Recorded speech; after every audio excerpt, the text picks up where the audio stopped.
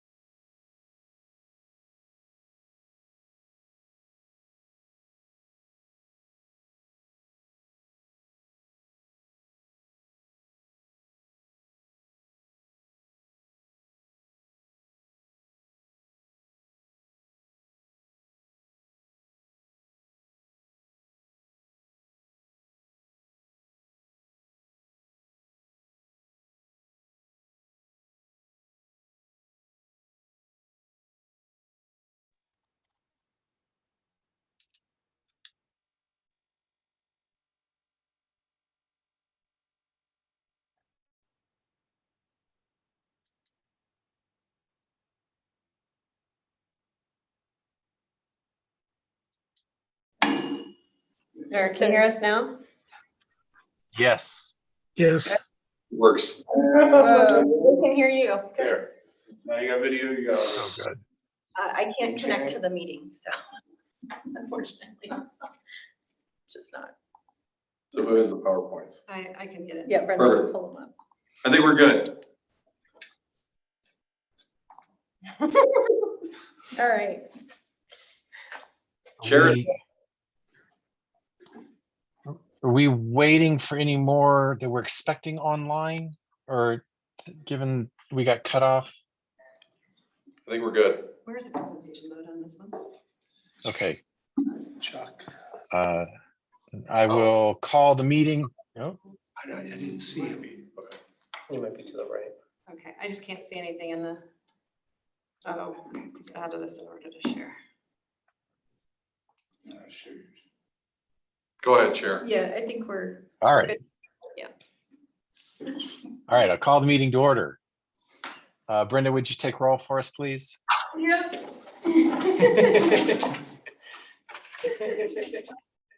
Pen? Yeah, I got pen. Thank you. Okay, Board Member Risky. Present. Board Member Brissier. Present. President. President. Board Member Ridley. Present. Board Member Rod. Present. Board Member Rod. Present. Yeah. Me. I think Don. Don, can you mute your, I think Don. Don, can you mute your? I think it's me, right? No. Well, yeah, because I've got here and here. No, you're not.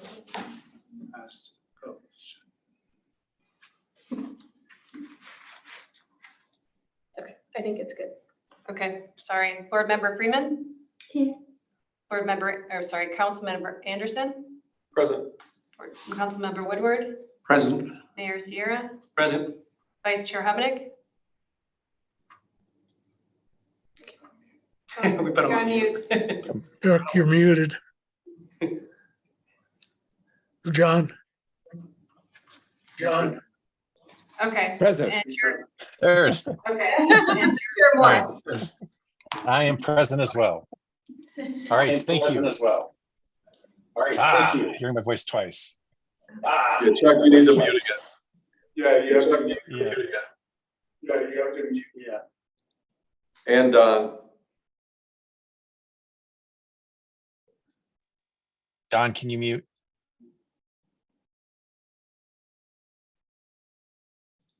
Great. I think we're doing all right. Okay. Next up is the approval of the minutes from the last two meetings. we just wanted to make sure we're redoing the August 8th because we didn't have a quorum of the people in attendance. So I'm assuming we're set tonight. So can I get a motion to approve the meetings from the August 8th meeting and the September 12th meeting? So moved. And a second? All right, thank you. Any comments, corrections? All right, all in favor, say aye. Aye. Aye. Opposed? All right, minutes are approved. Brenda, do we have anyone for the public forum tonight? Brendan, do we have anyone for the public forum All tonight? right, let's check. Let's go back on. Did we approve both minutes? Yes. Yes. Okay. Yes. Yes. No, we do not have any public forum tonight. Thank you. Okay, then we will move on to new business. Okay, then The we'll first move action on item to new 5A. Business, the first And- action item, And 5A. Pieter, I'm going to let you drive as much as possible because I keep getting double. Keep getting double. Yeah,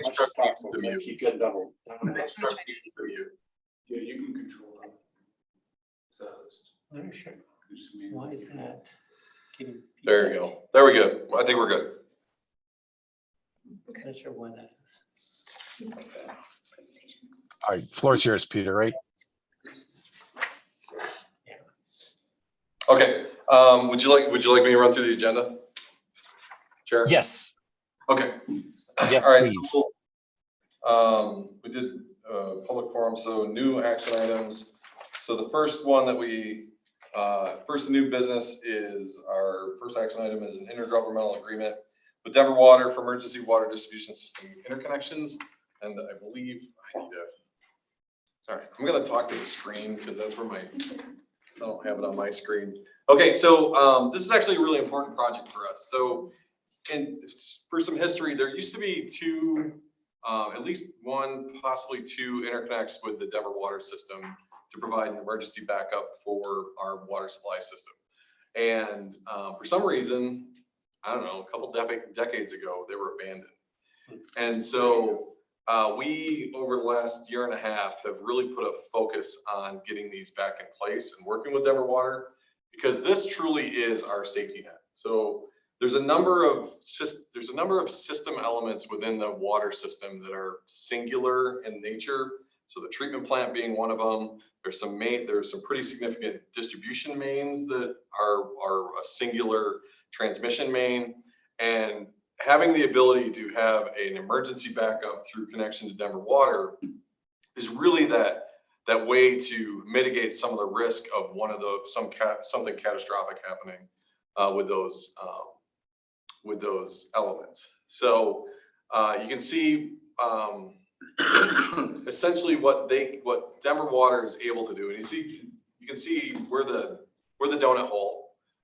As it's phrased, we're right in the middle of Denver Water. We're completely surrounded by Denver Water, and so it's actually a pretty easy set of connections, given the fact that from a pressure zone perspective, we interface pretty well with them.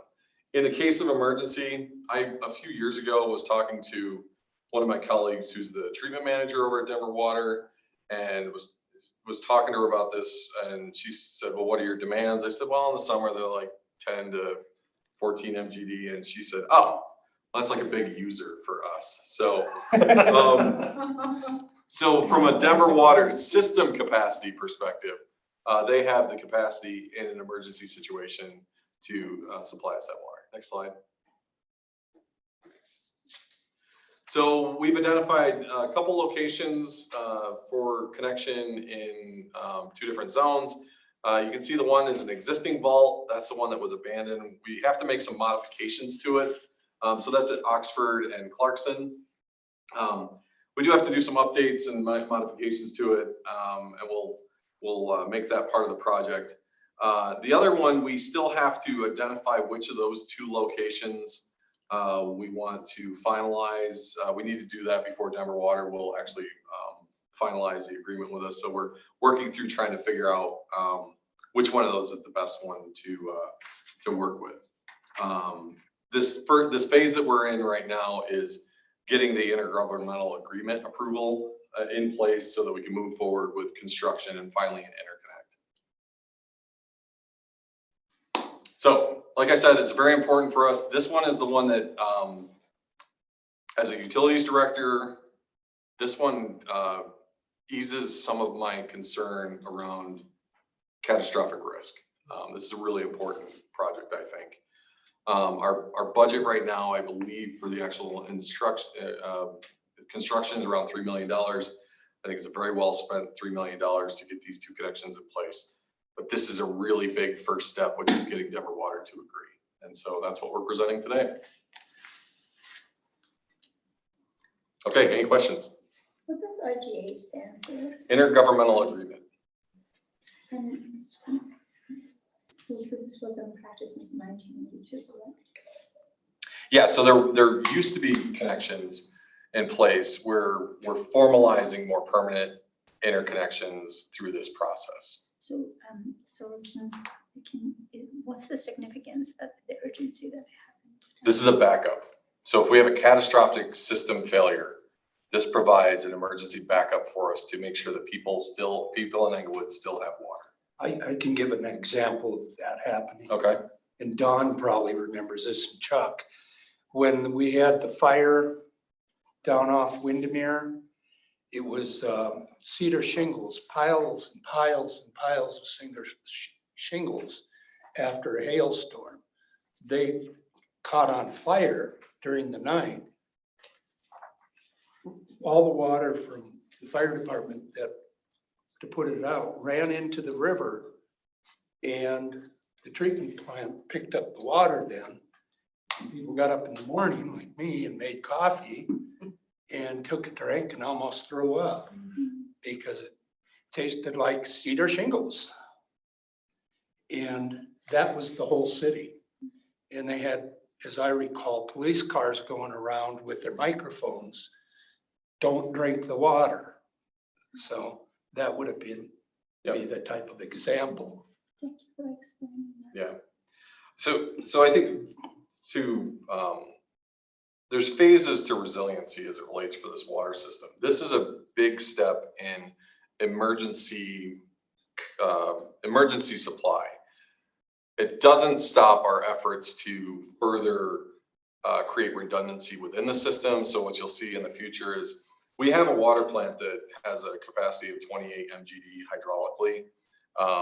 We peak out somewhere around 14. So what we're looking at is how we can, within that building, create 2 separate water plants. So we can have one side operating and then take the other side down for maintenance and then flip it. So it's 2 treatment systems within the same building because we have that hydraulic capacity. So that's a project that we're still working on that creates redundancy within the system. This is on top of that and something as a stopgap for the short term, but long term is a really good emergency backup for us. On the locations of the connections, I saw they were both, it looked like on Clarkson and both in the southern portion of the city, Chenango and Oxford area. Is that? Yeah, that one was Oxford, and can you go back? One was Chenango. Yeah, Yes. so they're both pretty far south and west. I guess that's kind of on the higher side of is that how, you're able to, does most of the water just flow down from there? So they're based on pressure zones. So one of them is in pressure zone 1 and one is in pressure zone 2. Okay. And so that's what we're trying to do is we're trying to get a connection into each one of those pressure zones. And that's where they made sense to connect. They are on the high side of each of those pressure zones. Is this interconnect one direction or is it bi-directional? I think the agreement will be that it's bi-directional in case they have a localized loss. I mean, typically that's how they're set up. Yeah. And my supply all Denver wood. No, they might be a pretty large user for us. If we have an incident that hits, say, our plant and their Foothills plant at the same time, would they have enough water to provide? Or if they lose the south side of their treatment system, would they'd then be relying on their north side and we'd be out of luck? Or how would that happen? I don't know the intricacies of how their distribution system is connected in their pressure zones. I assume with the number of plants that they have, that there's Denver Water is pretty good about creating redundancy throughout their system. So if they lose a major plant, their other plants can typically provide the supply. I mean, that's my historical experience with Denver Water, having done a similar type of agreement like this when I was over at Aurora. But I couldn't tell you the specifics. I think unless you have. No, I was just curious what happens. Like, would they have enough to fulfill this agreement if they go with their priorities to do their system? I mean, and I guess that would be a worst case situation that, you know, if there's some kind of a catastrophic event that hits multiple water providers around here, we might, you know, we might all be in trouble. Yeah. But this is a lot in case our system experiences a catastrophic loss. It's just an easy way to create that backup. Peter, in case of a incident, what triggers the agreement's in place? So what becomes the execution points if something goes wrong, if this is needed? So the agreement specifies what qualifies as an event that we can draw. So if we run out of water because we're not managing our water portfolio properly, like we get hit with a drought and we're not instituting water restrictions and things like that, that's not what this is designed for.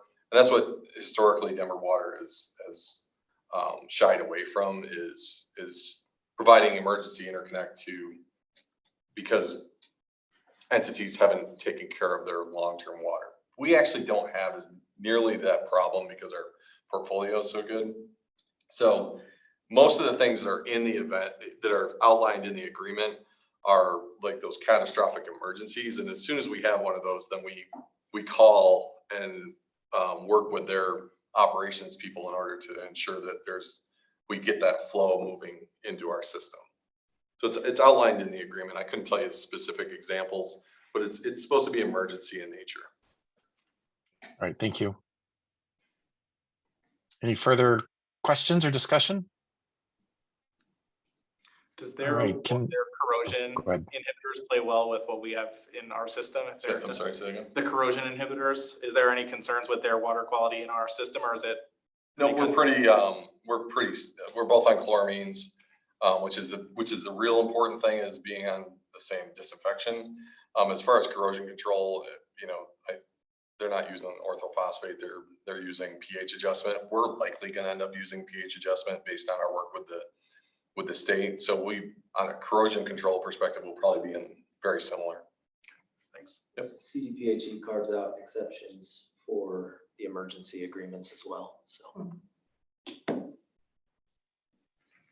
Okay. All right. Can I get a motion as written? Can I get a motion as written on the presentation?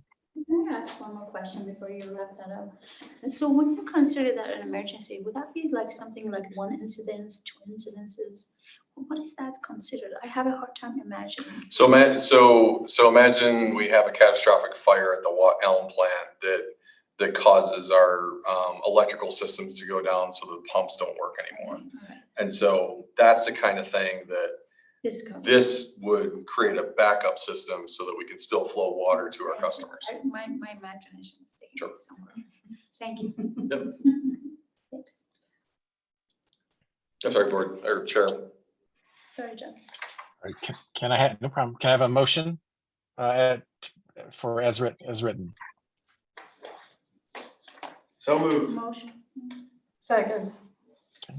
Perfect. Any further discussion?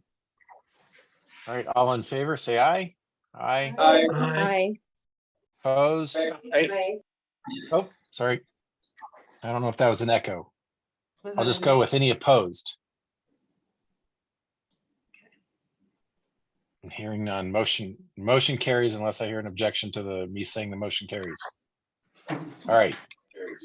All right, next up. Okay, so this is me, so I'm gonna talk to the screen because I can see it here. So this next item, good evening, everybody. This next item is 4 agreements related to PFAS grants that we received from CDPHE. So just a little background on PFAS. I won't try and pronounce it for everybody. So these are the compounds that have been in chemical manufacturing since the 1940s. They've been banned since then as well, but they are showing up in the water supply. As you'll recall, back in February, we had to issue a health advisory about PFAS in Englewood's drinking water. Since that point in time, CDPHE has finalized their maximum contaminant levels, and that is draft right now, and then should be finalized by the end of this year. So we have two IGAs with CDPHE. Because we had sampled for PFAS and we were one of the first water providers in the state to do that, we were eligible to apply under their PFAS grant program. So we applied for two separate grants, the Independent Environmental Study Grant and the Infrastructure Pilot Study Grant. So those amounts differ in what we were awarded. So the $73,000, that is for expanding our sampling. I'll get into that in the next couple slides. And then the Infrastructure Pilot Study, that's that $350,000. That is to install pilot technology at the treatment plant to study what it would take to get PFAS out of our drinking water. So there are two intergovernmental agreements with CDPHE to accept those grant funds. And we will use a third-party consultant to perform the work under each of those grants. We expect, once this goes through approvals, we would start the projects to get them in place so that they are up and running in late 2023, and then they'd run through the second quarter of 2025. So the PFAS sampling program, so Chris Edelstein's here, he's our project manager for that, sitting behind there. The sampling program is really a way to look at our region. So in the South Platte watershed, and that's shown on the map on the screen, Chatfield is there in the middle, and then all of the little numbered yellow dots are the sampling locations that we are targeting for use in this grant. And we will quarterly sample each of these locations. It really looks at the entire watershed that feeds into our raw water along the South Platte. And then the state actually requested that we add points 12, 13, 14, and 15 that are on the upper side of that grant, or excuse me, of that map. And those are Bear Creek. Is that correct, Chris? Yeah. So we're going to be able to collect all this data, and then it's going to be valuable to our partners in the area as well, because we're really going to profile where PFAS can be coming through in this watershed. So then the PFAS infrastructure pilot. So Adam Marquez is the project manager for that. This is a picture of the pilot infrastructure that we will be installing at the plant for about a year. We will be using ion exchange and granulated activated carbon as the two technologies that we're testing. So the grant will support installation of this equipment, startup, and then ongoing support. We will submit a report at the end of this to CDPHE, and that will inform some of our treatment options moving forward should we have to treat for PFAS in the future. So moving on to that third-party consultant that will be performing the work. So Stantec is our financial consultant, but they also have an engineering division that helped us prepare the scope of work for these two grant applications. They have access to the Johns Hopkins laboratory where we can send our PFAS samples, and they do a lot of work in PFAS. They have extensive expertise in studying PFAS and treatment technologies.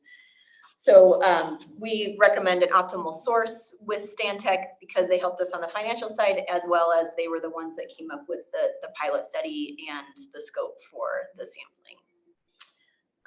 They also have the ability to comply with CDPHE's scope. We would recommend 2 PSAs, one for the sampling program and then one for the infrastructure pilot study.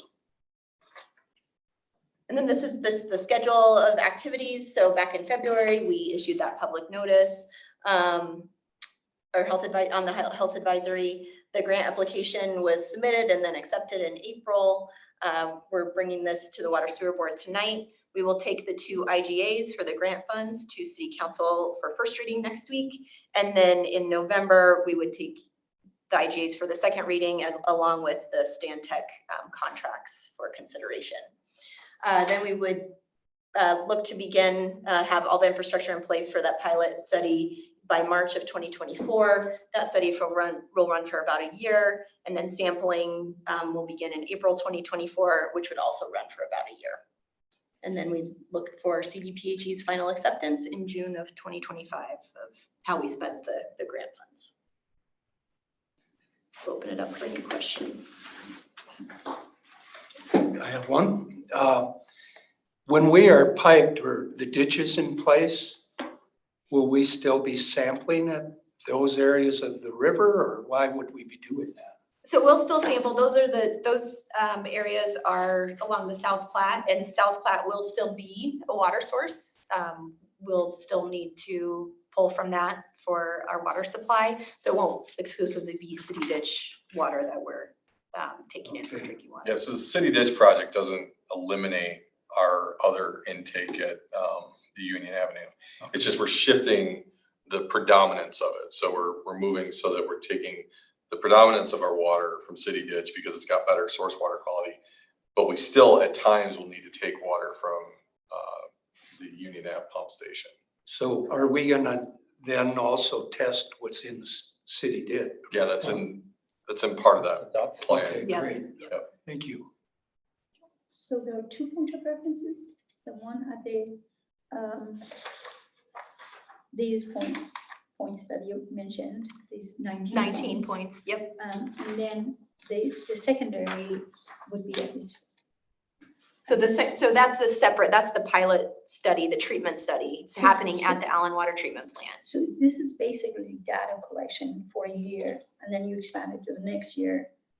So they're happening concurrently. So we're sampling the raw water supply, and then we were installing pilot infrastructure to test what will pull PFAS out of the drinking water. So basically, this is like data collection for a year or 2, correct? Yep. Okay. So if this is successful, then you make it permanent? Then we decide what the next steps are according to our work with CDPHE and the EPA. Okay. But this provides us data for how to move forward. And the thing with the pilot is small scale testing of a technology. And if it works, then we look at what it takes to scale it up.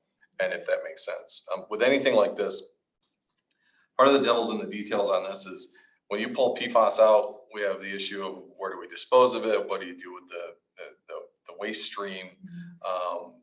How much, what kind of chemicals do you need to bring in order to, there's a lot that once you start to scale this up, we need to understand the long-term ramifications of, but this at least helps us see, are these technologies capable of removing it to the levels that are essentially zero, which is what the health advisory limit is. So would they use this data actually, when you look at the extensivity of these chemicals that is in here, it's extremely difficult to remove. Are these data used to actually stop them from putting it in our environment? That's a different, so that's a whole different issue that the state legislature is working on and EPA is working on. We need to look at it from most immediately, we need to look at it from a water supply perspective because that's where the regulation is coming down. It's easy to regulate at the water provider and the wastewater provider because we are a collection point of this contaminant. And so it's easy to say, there's the point where it comes in, let's pull it out there, as opposed to the distributed nature of telling a supplier of carpet that you need to pull it out, or DuPont or any of these large chemical manufacturers that they need to pull it out. So that's a larger societal strategy that needs to be addressed, which is outside the scope of this. All this data will help that. To Yep. get that. Yep. Thank you. Is the ion exchange resin-based? Is that the idea with the, I believe so. do you know how they're gonna pilot refreshing it? like the cleaning the resin, or is that not, is that a Stantec question? You're too far in the weeds for me. You just exceeded my technical understanding of the pilot system. We're all gonna learn a lot about PFAS. I'm not exactly sure, actually, but we can find out. We can, once we start getting the specs on all this, we can get that to you. Yeah, that'd be great. Yep. So is it the Teflon that is in the dental floss? It's Teflon and everything. Yeah, so, like, is it? All Teflon is part of the problem.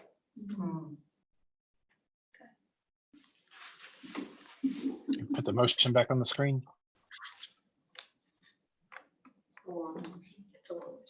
Ooh, can I get a volunteer to read each and every word of this motion? This is definitely the example of why we like this as written approach. Can I get a motion for this, this motion as written, on this proposed motion as written? So moved. I'll second. Thank you. All right, further discussion? Hearing none, all in favor, please say aye. Aye. Aye. Any opposed? I think motion carries. I didn't hear any. All right, thank you. Okay, 5C.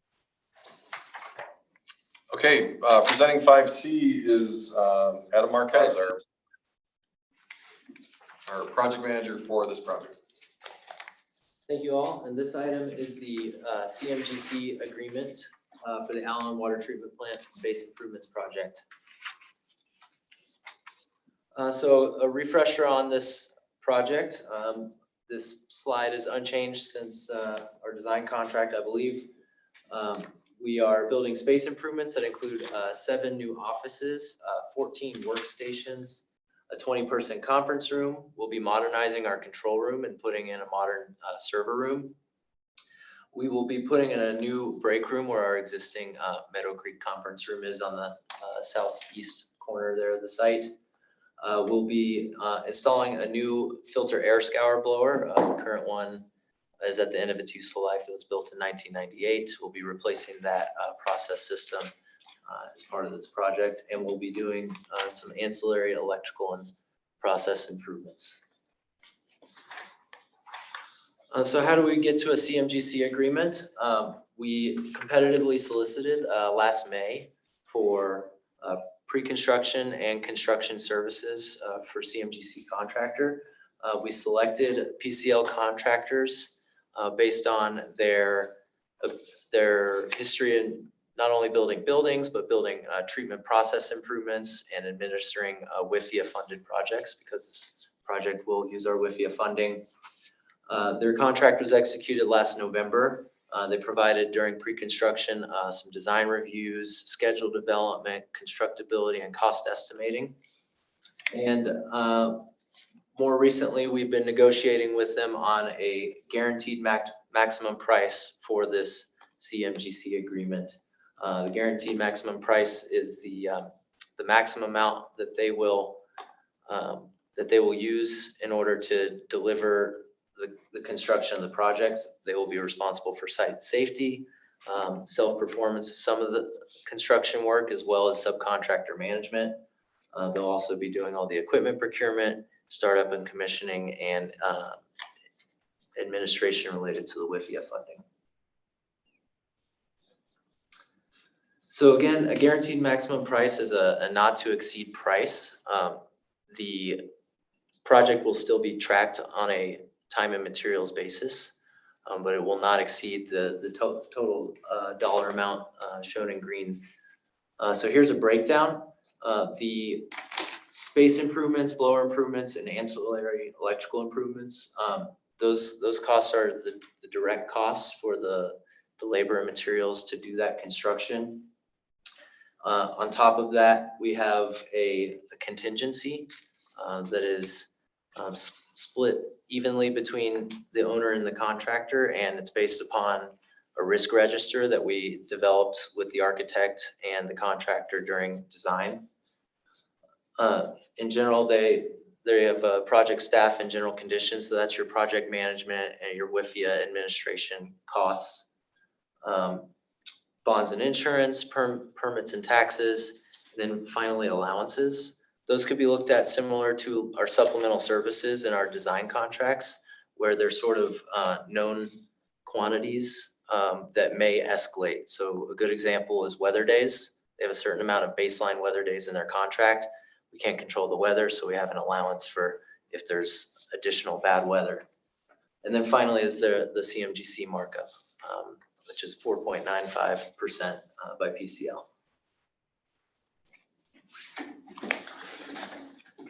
Questions?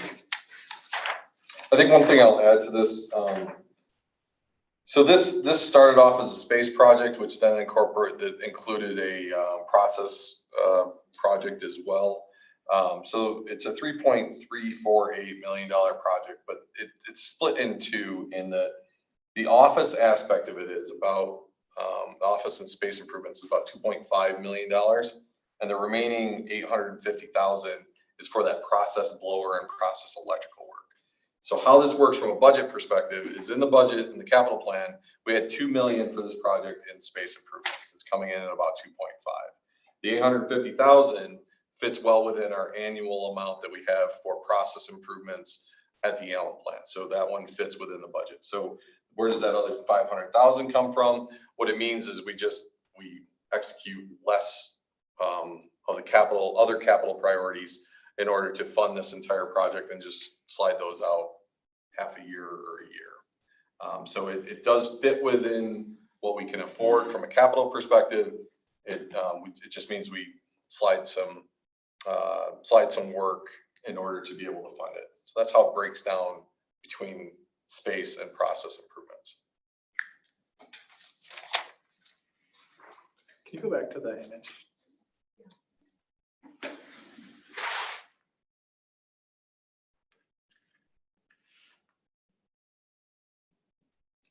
To remind us, were they the low bid or were they?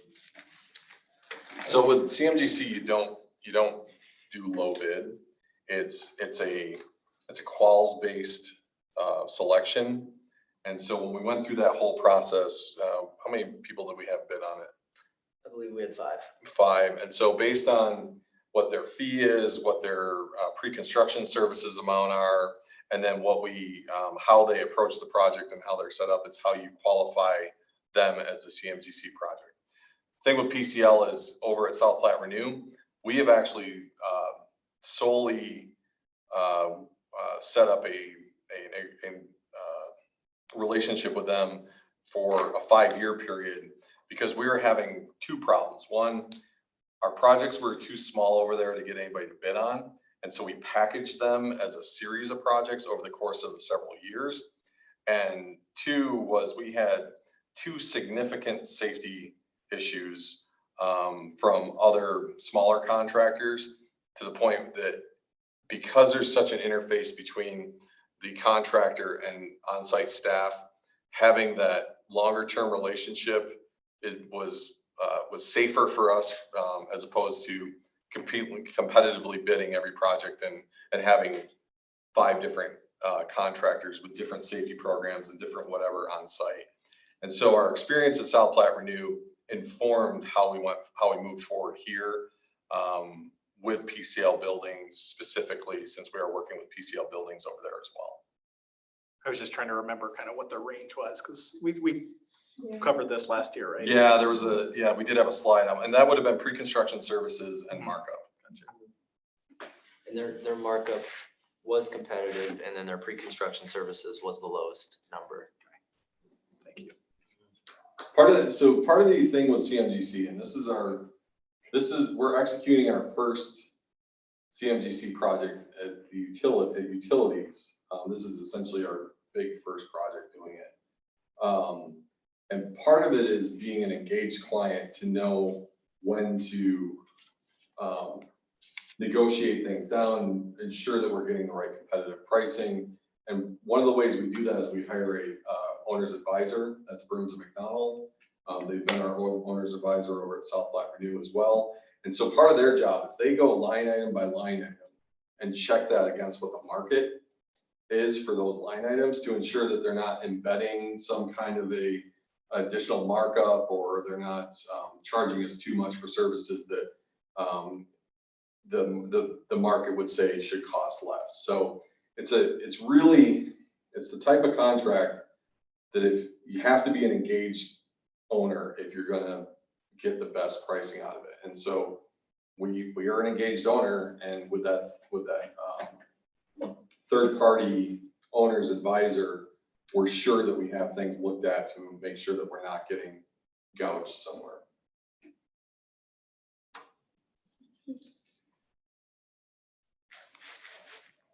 We good? Can we go forward? Yep. Okay.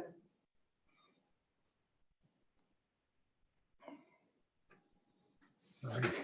Can I get a motion as written? Motion.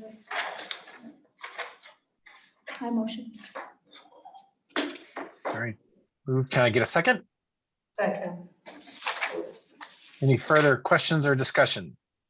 All right. All in favor, please say aye. Aye. Aye. Opposed? All right, motion carries. Carries. 5D, please. Okay, so this next item is a master services agreement for our payment gateway processing services. For this is a cost of doing business on the utility billing side. So this agreement is an optimal source with Paymentus. Paymentus has been providing these services to us since 2011. They are if you go pay online, if you pay your bill online, that is the site that collects that information. So it's credit cards, you can use ACH on that as well. They also are responsible for our pay by phone system. So when people call in, they can pay by phone, and that's Paymentus that provides that service. Again, this would be an optimal source contract because we are working through the billing system conversion to upgrade our billing system. They're integral in that, and we are getting close to going live with that. There'd be minimal interruptions in our service if we continue with Paymentus, and they will provide new payment options. So beyond credit cards, they can provide Venmo, Apple Pay, PayPal, things like that. We structured this agreement to last through 2024, allowing us to go out for RFP next year because they did increase their prices. They came to us back a couple months ago and said, well, we need to renegotiate this contract because it's been the same fee since 2011. And so we did increase the fees per their request. We renegotiated those rates, and we're estimating that'll be about $180,000 through next year. And that's, one of the transaction costs of doing business. We've included that in the rates, so it's not a fee that we pass on to our customers. Any questions? With the RFP, are we planning to get maybe more information, better dashboards for the consumer? Because right now it's pretty bare bones in there, so I wasn't sure if that's a focus. It is, yeah. So when the new billing system goes live, there's a whole customer portal that will be available, and that will really provide customers with the data that they're seeking. So their previous water use compared to, several months of data, weather data, that kind of thing. So that is a part of the billing system go live that we're hoping is just after the first of the year, 2024. Great. And then the other thing was, I think this came up in a previous meeting about auto pay, auto debit from the account. Will that be enabled? That will be an option in here that you can sign up online. Yeah, no longer have to come in to do that. Great. All right.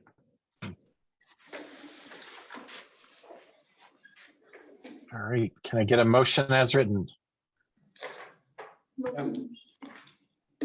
Second. Any further discussion? All right, all in favor, please say aye. Aye. Aye. Opposed? All right, motion carries. 5E. Okay, this is a change order. we're doing it in the right order this time. So this is in advance of potential additional fees outside the original contract. This is for our water rights legal support.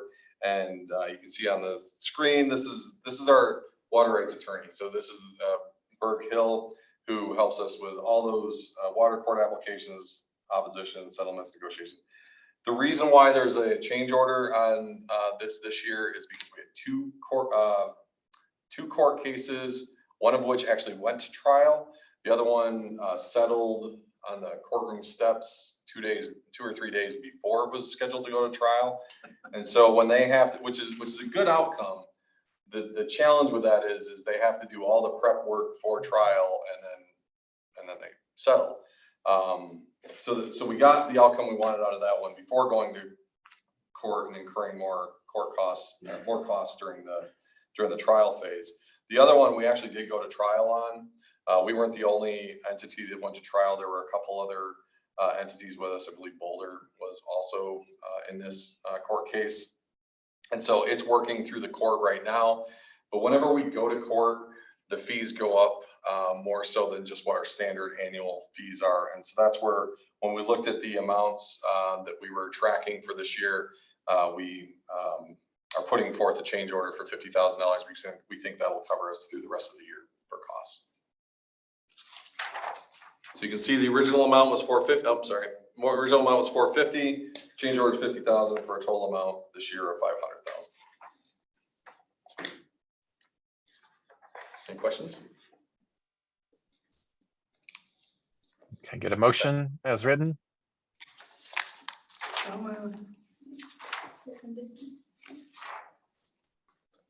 I think, did I hear a second? Yes, second. Okay, thank you. Any further questions, discussion? Okay, all in favor, please say aye. Aye. Aye. And opposed? Motion carries. All right, we have no old business.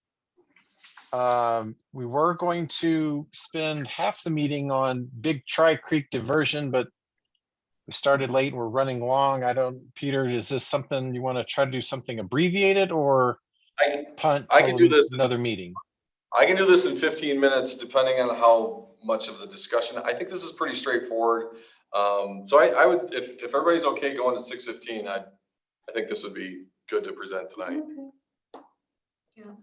Do we have any objections to hanging on for 15 more minutes? All right, floor is yours, Peter. I will go fast. Okay. Please set the timer on. Okay, so the Big Dry Creek project, I know many of you have heard about this for quite some time. So what we're going to cover is history. We've had some change project conditions, which has changed our strategy around Big Dry Creek. We're going to work through cost, water quality, and some recommendations. So here's the history. It started in March 13. March of 2013. There was a settlement with Denver Water. So Denver Water and Englewood fought for years and years and years. There was this global settlement. Within that was a payment from Denver Water to Englewood of $600,000. In 2017, Englewood decided to use that for the Big Dry Creek project. Those designs were done in February. Completion of the phase 1 plans was in late August. It was in August of 17. There was a water decree approved associated with the project in 17, and the phase 1 construction was complete in 2018. Then it sat dormant for a little while. In 2020, we re-engaged that project, went through and did easement acquisitions because we needed those easements. We also did permitting and did phase 2 civil plans for that project. When we got to the permitting phase in September of 2022, this project was originally conceived to be a manual system. Once we got the permits, the requirements were that this become fully automated. And that substantially increased the electrical costs and the INC and integration costs, which then caused us to do a full electrical design kickoff independent of what was originally designed. We brought in a CMGC SEMA for pre-construction services, and then they put together their 60% cost estimate in April of this year, which then made us say, wait a minute, is this the right thing to do? So if we look at the change project conditions, As of 2020, you can see the cost spent was $615,000. We spent another $212,000. So in total, we've spent $828,000 on this project so far. We have physical infrastructure in the ground. There's a pipe and there's a couple empty vaults on either end, which from a timing perspective made sense because it was put in before that trail went in. There's a trail, and so it was smart from a timing perspective to get in there. You can see what was completed in phase 1. The phase 2 construction plans were 30% civil and 0% electrical. We're now at 90 civil and 60% electrical. That's a lot of what that additional cost has been, is finalizing those designs. The original thought was that this was going to be $750,000 to finish out. We've gotten the estimates from the contractor, and it's 2.8 to 3.7 million to finish this project out. You can see one of the biggest reasons for that cost driver is it was assumed to be a manual system, and it was required through the permitting to be an automated system.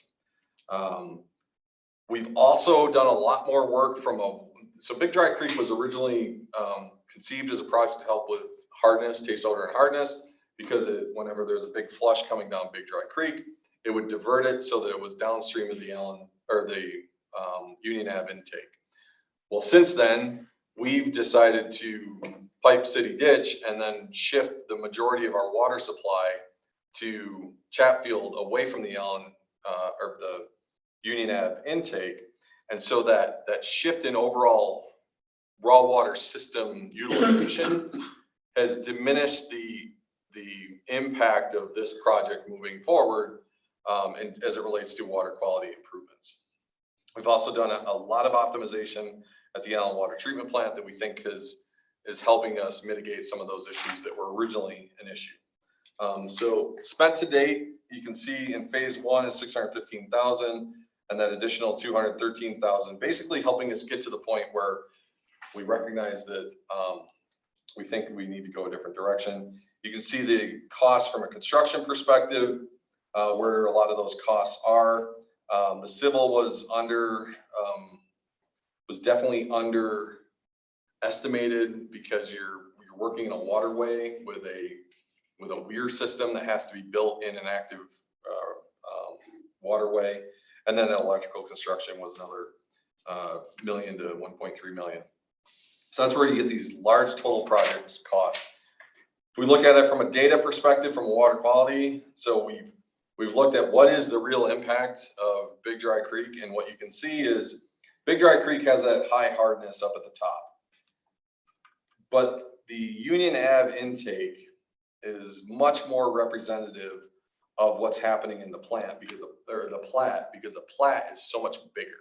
So the Platte is truly dominant in those situations, especially when there's a large runoff event, that Union Ave becomes Big Dry Creek becomes somewhat noise in the larger impact from a water quality perspective. And that's what these graphs have shown us as it relates to hardness. Really tracks closer to Union Ave and the main stem of the Platte than it does impact from Big Dry Creek.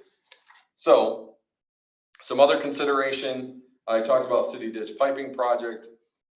We've done a lot of work on the Allen Treatment Plant improvements. Actually, I just talked to Josh today, and they've really come up with some understanding of that north and south pond and the effectiveness on taste and odor. So the data is showing that north and south pond are actually one of the biggest drivers of our taste and odor issues, and we're looking at ways that we can isolate those in times when we have blooms of algae that create that problem, to further optimize how we're operating the system to reduce the impacts to our users. So that's some really good information that we didn't have 2 years ago, that through the study and the work of our treatment staff, we've really started to comprehend how the systems work together to create that problem. Additionally, it's not a WIFIA project. There was a hydropower piece of this, and the hydropower was what helped us get the decree. The hydropower was essentially supposed to power some lights at the pump station. So it's micro hydro. So it's an interesting concept, but it's not anything major. And then there's the permanent occupancy of a water of the US. So there's some water rights considerations to this too. which is the maintenance of the conditional water right on Big Dry Creek. We have 5 CFS for non-consumptive hydropower. Emergency consumptive use is a possibility. We have diligence hearings that we have to do every 6 years. And so what a diligence hearing is you can apply for a water right, but if you're not showing effort to actually perfect that water right over time, which means you're not investing money in it, you can lose that water right. So every 6 years, they do what's called a diligence hearing on that right, and to ensure that you're actually moving forward. And the reason they do that is so you don't have speculative water rights out there. So someone doesn't speculatively say, I want these big water rights, and then just holds them hostage for years. You have to show actual progress towards something. You can see some of the decree requirements that drove up those some of those costs. So if we move on to the recommendation, we are not suggesting to abandon this project. However, we think there are greater priorities that we should be spending our money on right now. The reason why we are not suggesting we abandon this project is because we do have a water right associated with this, which is important for our overall water portfolio in the long term. That's where the work towards, so all the work that we've done, that $200,000, is the type of information that we'll submit for our next diligence hearing, which will show effort towards perfecting that water right, which is an important thing to do. But that's enough right now. And so we would recommend to monitor what's coming down Big Dry Creek, utilize the new system with City Ditch, and essentially table this project for the time being until someday well into the future when we have all this extra money and we're trying to figure out it's not like that, but there's a point in time where that becomes more of a priority project because we've taken care of, these transmission mains that are a real significant problem. So that is our recommendation on the project. It's a diversion from what we've been talking about for the last 3.5 years since I became director. This was one of the priority projects, but I think this really is an example of the sunk cost fallacy, which I actually looked up the actual definition. It's an actual dictionary definition, which is basically making financial decisions because you're so invested in the decision to date. And we're not saying to abandon the project. We're just saying we think it should be paused to allow us to use the funds where it makes more sense because of that overall shift in strategy. And then we'll reevaluate it every 6 years in alignment with the diligence hearing that we have to do through water court. How'd I do? 10 minutes. 10 minutes, okay. Back to the harvest graph. Yes, we can.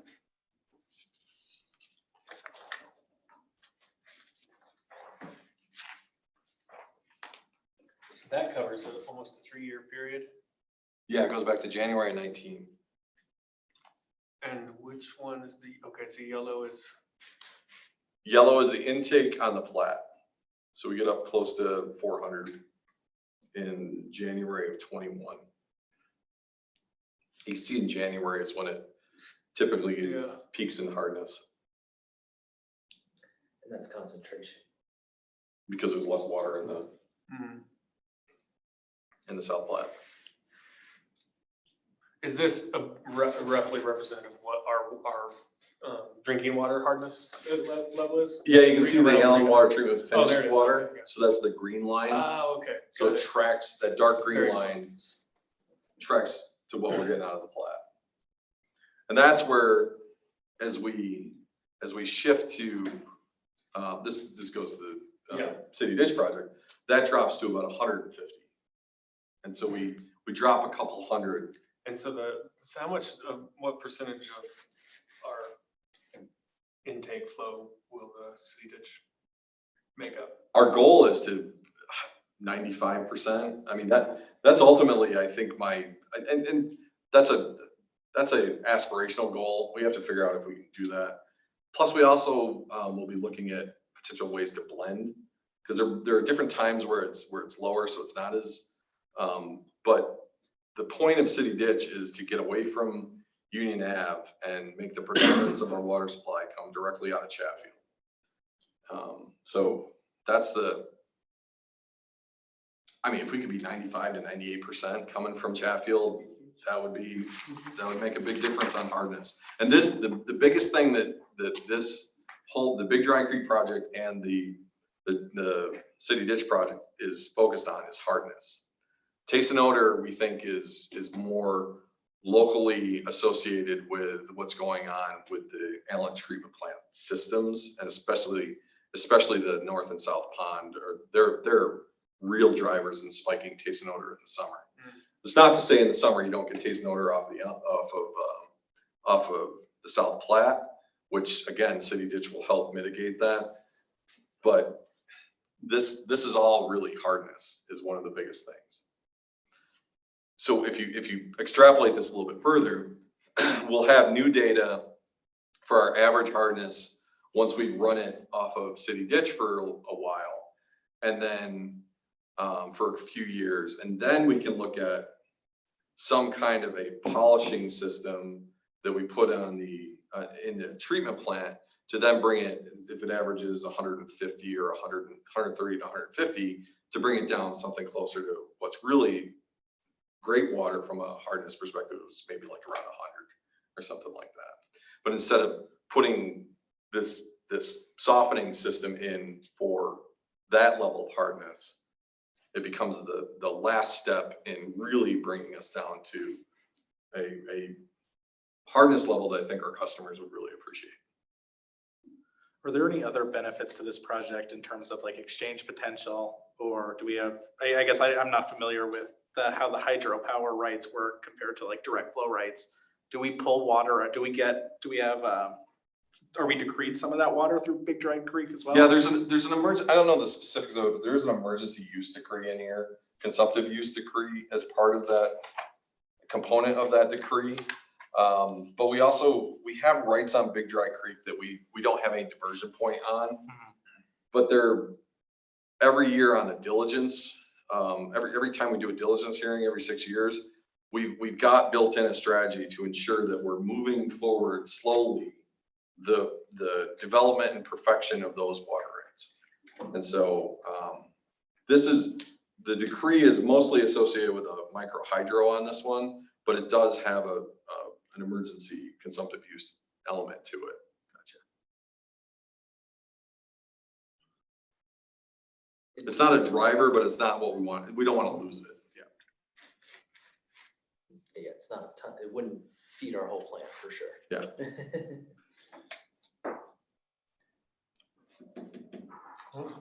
So I guess the question for the board, and we'll do a study session with council on this too, is does this seem like a reasonable strategy to move forward with based on the analysis and the data that we have right now? So concurrences, I think, is what we're looking for on strategy. I think it makes sense. What I would like to see is some kind of, how did this decision get made to get this far? It seems like we have more knowledge now than when we started the project. What did we do wrong? Just to make sure we don't repeat, investing of almost $1 million into a project that turns out to not have been very smart to begin with.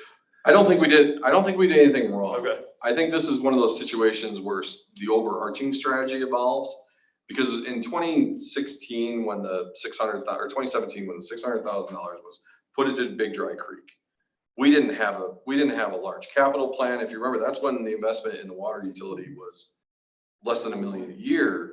And so the capital strategy for the utility was such that a small project, this was a big project in that capital plan.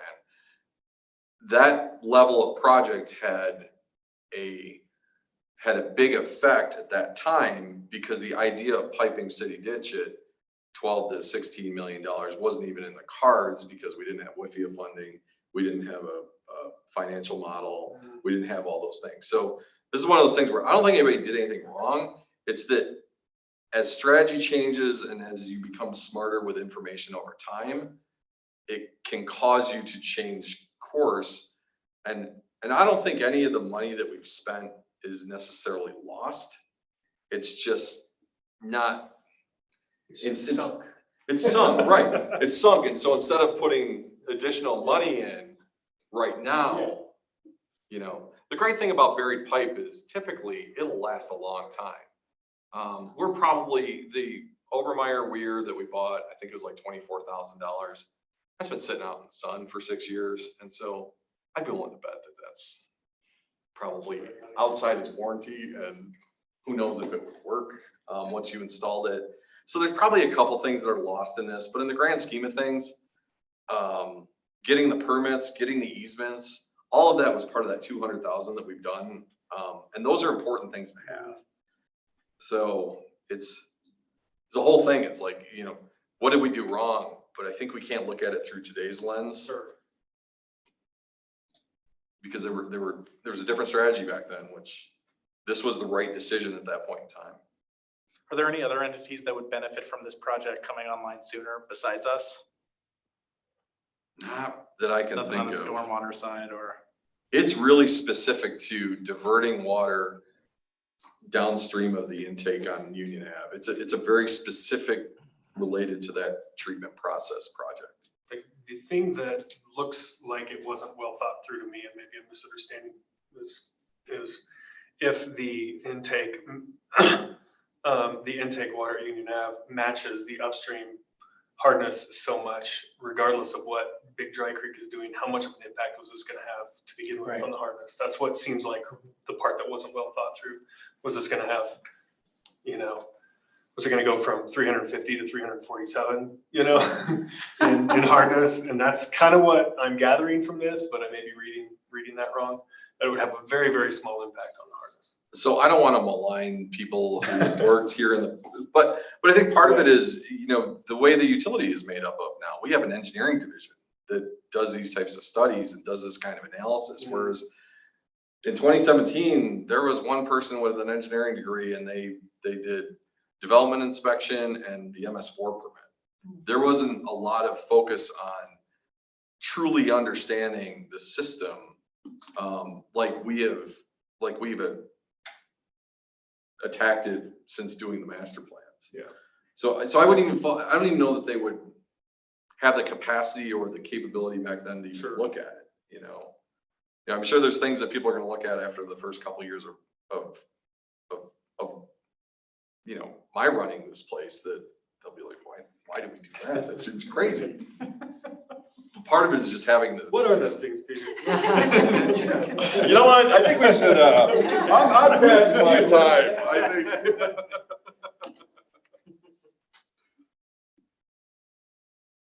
Well, I guess sometimes your predictions or estimates could come out.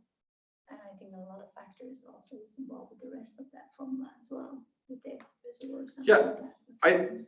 I think what this project and this approach illustrates, and what I think is inherent in how we look at things, is we let the data help us make the decisions. And if the data is saying this is the right path, then even though there might be some criticism like you're suggesting, I imagine some of the community will probably just jump to that as a criticism.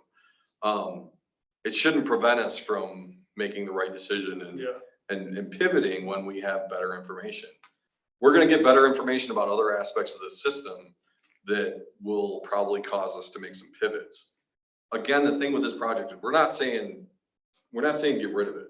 We're just saying retime it, because we think the money should be spent somewhere else as a higher priority. Ultimately, doesn't it save the water right as well? Yeah, that's. So it's not wasted.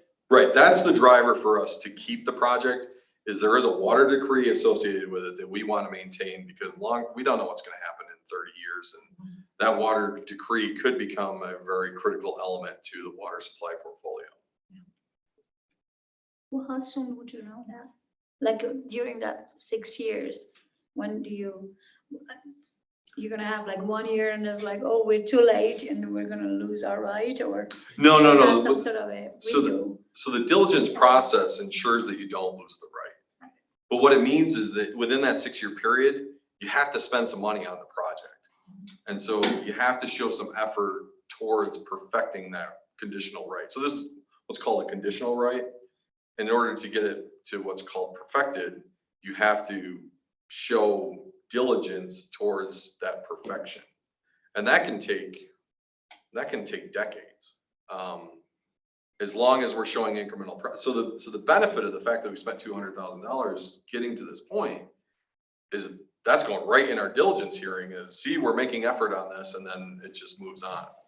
There was a story, I don't know, this is probably like 6 or 7 years ago, and I believe it was Fort Collins lost a significant conditional water right because someone missed the diligence hearing, and it was a big deal. So these diligence hearings, which is part of the reason we pay Burke Hill, is they pay attention to all these diligence hearings that we have to ensure that we've made progress towards.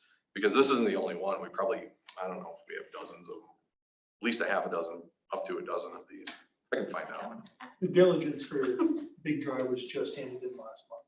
So that restarts the 6-year. So there we go. So the timing is perfect. And our Army Corps permit was approved just this week. Yeah, and so that's another key thing is the Yes. Army Corps permit on this one is maintaining that Corps permit approval is also important for us. And we got an easement from CWCB. So those are all required actions that are still moving the project forward. But instead of dumping another 3.4 million into this project today, immediately, we think there's a higher priority for those funds in the near term. And then we can look at what to do down the road when this becomes more of a priority. Does the meeting on Wednesday will affect this kind of a decision when it comes out? I'm sorry, The meeting we're having at 6 o'clock. Public meeting. that's lead service lines. That's a completely different topic. Yep. Doesn't that affect the hardness of it? No, that's removal of lead service lines. That's all lead. That doesn't have, that's two different issues. So is this pipe open then at both ends, or how? Do they cap that, or what's the deal with that? It's, yeah, in the ground. Yeah. Yeah, we believe it's capped. It's 20-inch HDPE pipe that's been capped. So I shouldn't say both ends. One end is buried. The other is outfalling into the river. But nothing is outflowing. Right, because there's nothing There you go. We could, amusement park. We might not recommend that, especially with HDPE because it's corrugated. So it'd be a rough ride. Any further questions? I know. John, go ahead. Sure. Yeah, no, I was going to just move us on. No action is requested of the board. So unless the board was uncomfortable with Peter's plan, I think we just take this as informal support. Our next step will All be right, to do not hearing any. on this. Sounds good. All right, thank you. Let's jump to board choice. If there's anything we want to squeeze in before we adjourn. Is there anything the board would like to raise? All right. Thank you for your added patience tonight with the technology problems and everything. And we are adjourned. Have a good evening. Thank you. Good night, everyone. Thanks, everybody. Appreciate it.